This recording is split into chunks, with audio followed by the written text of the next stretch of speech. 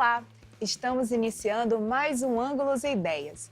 A universidade, assim como qualquer outro ambiente de ensino, é um espaço de inclusão. Garantir que os alunos tenham acesso a todos os recursos que a instituição oferece é uma responsabilidade social. E é por isso que hoje trazemos como tema acessibilidade e ensino, um assunto que vem a calhar neste mês em que a Lei Brasileira de Inclusão da Pessoa com Deficiência completa 2 anos. Para nos ajudar a debater o tema de hoje, trazemos a assistente social Josenilde Pereira e as pedagogas Deline Coutrin, especialista em educação inclusiva, e Marisa Wall, doutora em educação. O Ângulos e Ideias está no ar.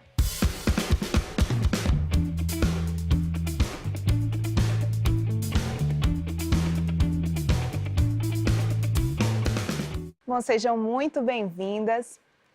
E a lei, que já tem 2 anos de criação, foi fundamental para garantir o acesso à educação para pessoas com deficiência. Tanto que hoje as instituições de ensino devem adotar medidas que permitam a esses alunos com deficiência atingir o máximo de desenvolvimento, não só acadêmico, como social. Então, para começar, eu queria saber de vocês, como atualmente isso tem acontecido na prática? Eu acho que esse programa é um exemplo, né? Está sendo mais na mídia, né? A gente tem a ocorrência de várias reportagens que vêm aparecendo. Ainda não é fácil.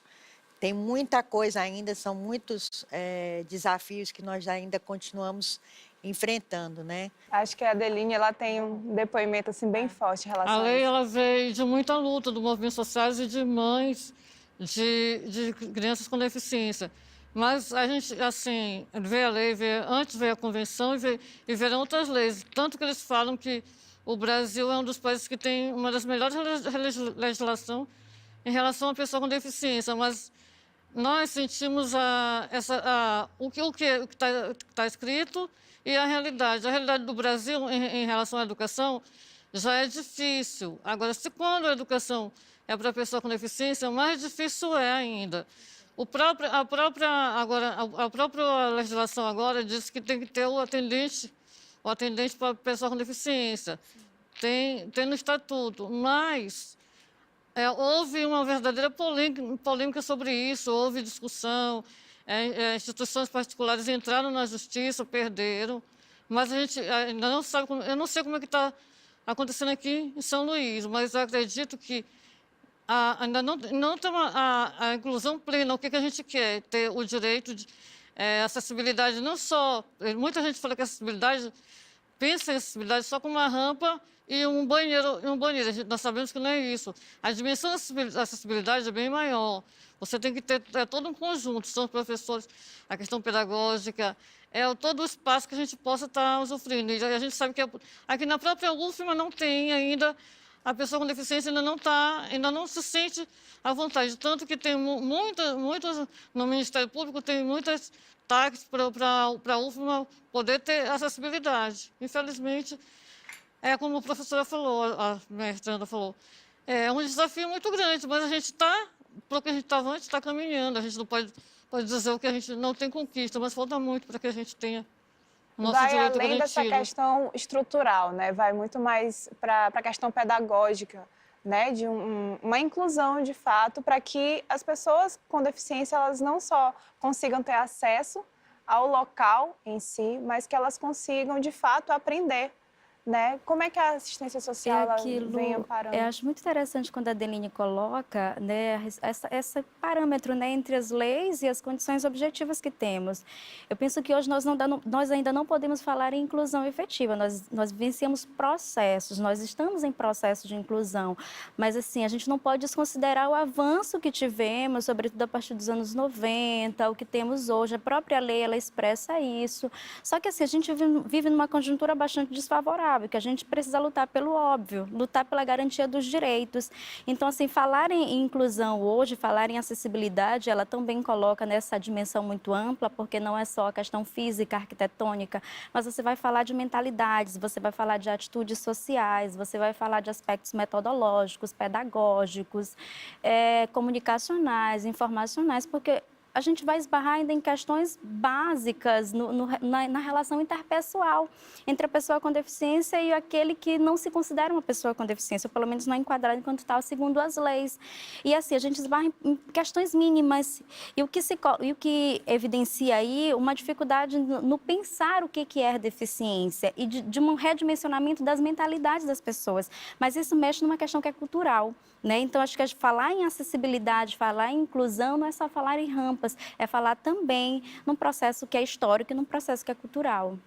Hoje eu acho que a gente já tem essa aceitação melhor da sociedade, né, professora? O que a senhora acha? Tem, ainda bem. Por isso que eu estava falando, né, Jair, desse programa ser um exemplo.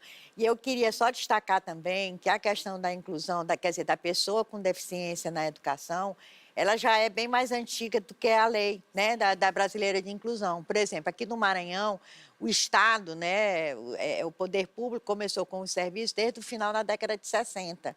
Né? Então, isso agora, a lei, claro que veio reforçar e colocar, inclusive, esse outro profissional também no processo, porque tem algumas pessoas que necessitam, né, de alguém que dê esse suporte também no processo educacional.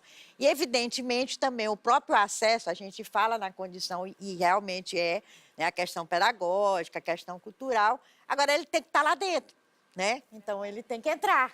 Né? Então, o acesso à escola, até hoje também, embora muitas conquistas tenham sido feitas até agora, mas a gente ainda tem um acesso que precisa ser ampliado. Porque se você pegar o número de matrículas na educação, tanto na educação básica como na educação superior, ele ainda está defasado em relação à demanda.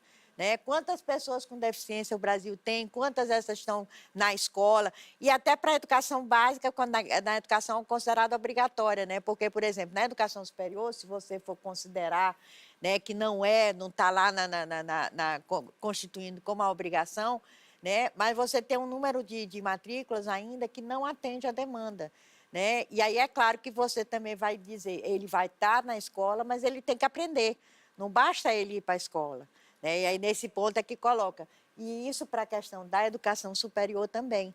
Né? Pela lei, 10%, né, das vagas, elas são destinadas a pessoas com deficiência. Isso agora, né? Mais recentemente. Mas, assim, aí é importante apontar que a UFMA, desde 2007, ela abriu, né, para as cotas e insere as pessoas com deficiência. Isso num período em que ela não era obrigada para tal, né? Acho que esse ponto é importante. A UFMA, ela enfrenta, assim, algumas dificuldades para garantir a permanência, mas tem lutado, pelo menos a partir de 2007, de uma maneira mais enfática, para a garantia desse acesso. E aí a gente tem equipamentos que assegurem ou que busquem, né, alternativas, estratégias de atendimento para a permanência desse estudante. E aí não só uma permanência sem mínimo de qualidade, mas é primar por essa qualidade. Mas aí o que é qualidade, né? Aí são questionamentos que a gente precisa apontar. E assim, um dado relevante também, acho que a professora Marisa já começa a apontar, e que eu pude observar isso na dissertação de mestrado agora bem recente, é que nós não temos na educação superior nenhum por cento de pessoas com deficiência dentro da universidade, né? Isso a nível de Brasil. Isso é um dado alarmante, considerando o quantitativo de pessoas com deficiência que nós temos. Isso evidencia ainda a fragilidade das políticas públicas, porque só as cotas, elas não têm sido suficientes, ou só os serviços que assegurem o acesso e a permanência, eles não têm respondido de maneira global ou cabal às necessidades das pessoas com deficiência. E daí a gente precisa pensar, né? Eu acho que, como a professora Marisa coloca, um programa como esse evidencia um pouco dessa preocupação, evidencia a sociedade olhando para esse segmento que até então, ou então historicamente, tem estado preterido desse sistema, né? Não só em termos de educação, mas em termos de saúde, em termos previdenciários, em termos do trabalho, é muito importante. Então, a gente está discutindo um eixo, e discutir a educação de pessoas com deficiência, né? Ou melhor, discutir a educação é algo bastante amplo, né? Exige da gente um pensar, um debruçar, uma reflexão muito profunda. E quando a gente vai pensar nas outras políticas públicas, na necessidade da interface dessas políticas com a educação, a questão se aprofunda mais ainda. Ainda mais assim, porque a educação é um direito fundamental. E como foi negado há muito tempo a pessoa com deficiência estar na escola, agora, como foi falado aqui, agora que quando está começando, aumentou o número de matrícula, mas ainda é muito pequeno. E nas universidades, nós vemos que tem evasão de pessoas com deficiência que elas chegam. Conheço várias pessoas assim que Infelizmente, ainda tem. chegam, mas elas não elas saem porque não se sentem a sensação de pertencimento naquela universidade, porque não é acessível, não tem acessibilidade, não tem assim, para a gente a acessibilidade é a dignidade. E não tem, a gente não encontra. Por isso que a gente vê muito na promotoria, muito caso de denúncia, não tanto contra a UF, mas contra outras universidades, tanto a UEMA e particulares que não têm, ainda não chega essa acessibilidade, não tem...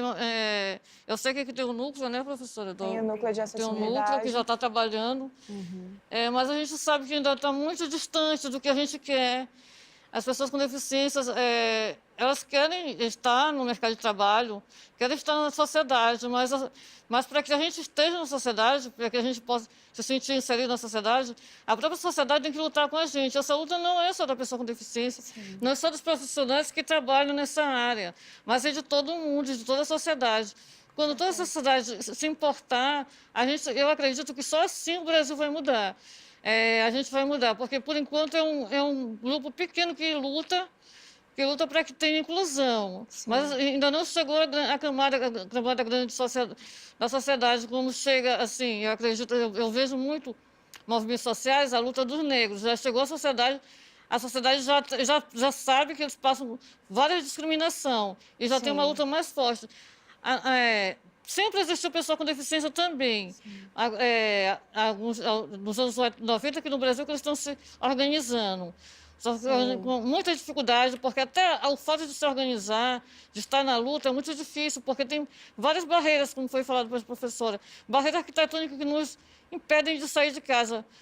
Já ouvi muitas pessoas, onde estão as pessoas com deficiência? Elas estão presas dentro de casa sem poder sair. Se a gente tem esse avanço na educação, tudo isso foi em prol de muita luta.